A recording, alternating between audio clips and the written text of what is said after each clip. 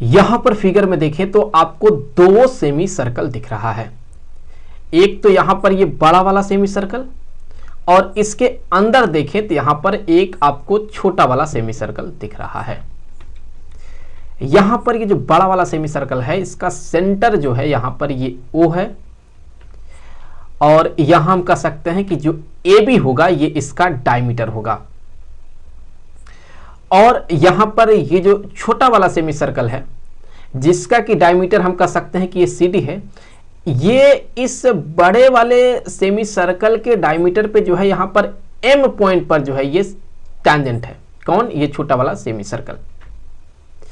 और यहां जो है A से लेकर के M तक का जो लेंथ है वो 4 यूनिट है, और M से लेकर के B तक का जो लेंथ है वो यहां पर 6 यूनिट है। तो फिर हमें क्या पता करना है?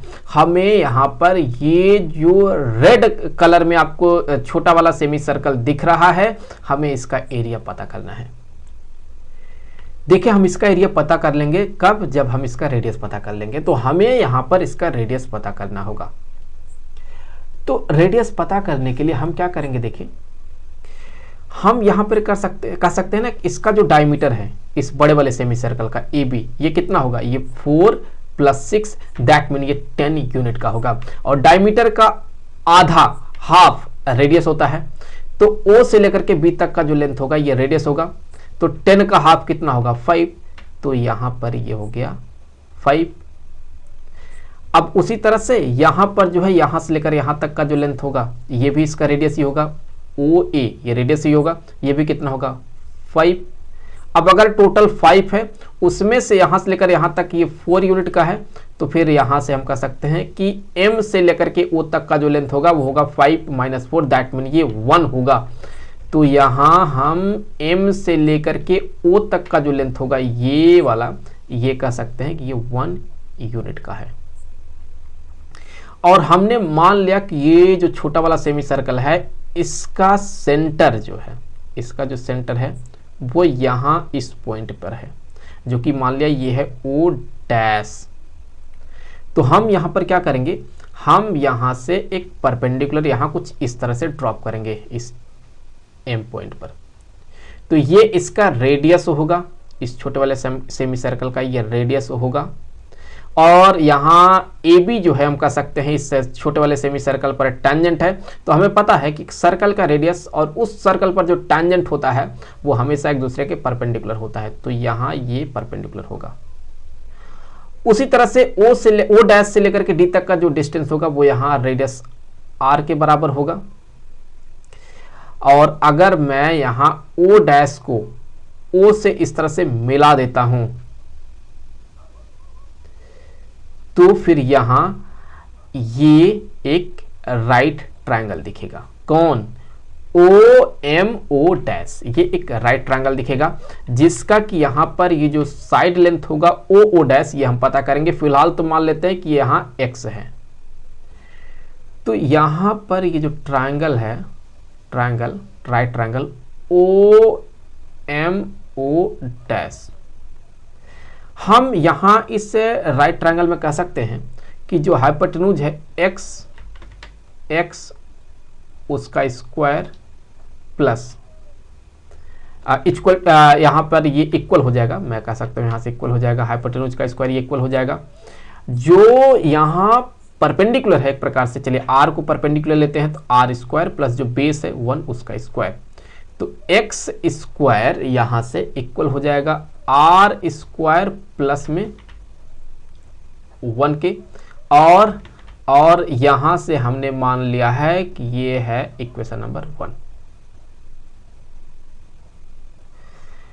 अब देखिए, अब यहां से हम सीधा क्या करेंगे? ये जो D है इसको हम O से सीधा ऐसे कुछ इस तरह से हम कनेक्ट करने वाले हैं, कुछ ऐसे। और यहां पर जो है ये जो होगा ये तो यहां 90 डिग्री होगा। अब अगर ये 90 डिग्री होगा तो फिर यहां पर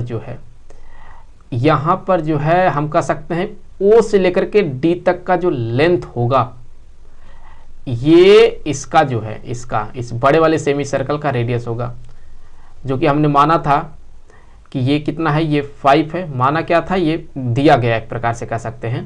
तो यहाँ पर ये 5 हो गया, ओडी जो है ये 5 हो गया।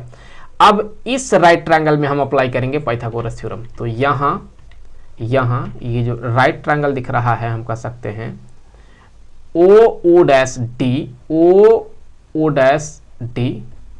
अगर हम इसमें पाइथागोरस थ्योरम अप्लाई करें तो हमें क्या मिलेगा, यहाँ हम कह सकते हैं X square plus R square ये इक्वल हो जाएगा 5 का स्क्वायर।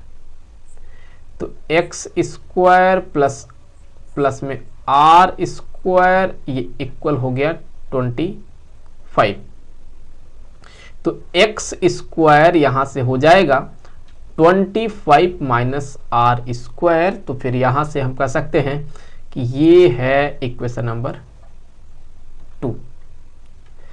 अब अगर यहां इक्वेशन 1 और 2 का देखें तो लेफ्ट हैंड साइड बराबर है, तो हम राइट हैंड साइड को भी बराबर कर सकते हैं।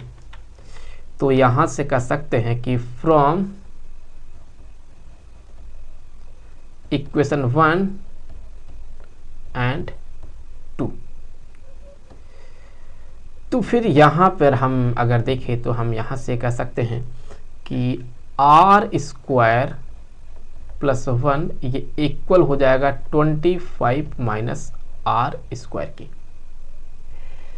तो अब यहाँ वीडियो में आगे बढ़ने से पहले मैं आपको बता दूं कि अगर आप इस चैनल पे पहली बार आए हैं तो आप इस चैनल को सब्सक्राइब कर लें, क्योंकि इस चैनल पर सब्सक्राइबर बिल्कुल नहीं बढ़ रहे हैं और व्यूज भी नहीं आ रहे हैं। तो आप वीडियो को तुरंत शेयर कर दें और वीडियो को लाइक कर दें।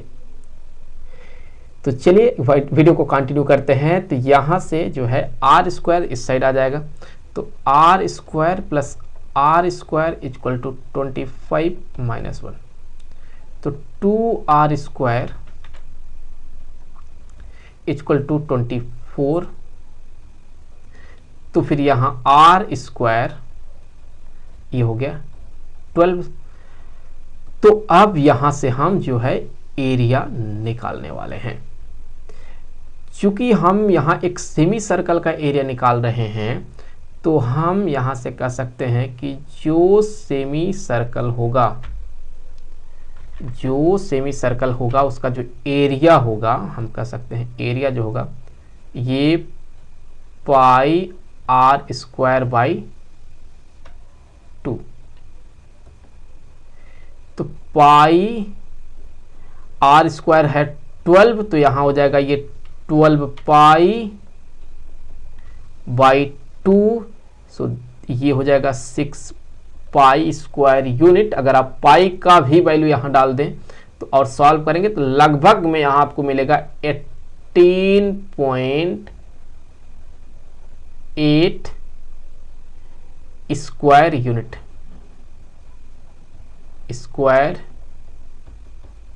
यूनिट्स। मुझे उम्मीद है कि वीडियो आपके लिए काफी हेल्पफुल रहा होगा। मिलेंगे आपसे अगले वीडियो में किसी दूसरे क्वेश्चन के साथ, तो तब तक के लिए खुश रहें। Good bye.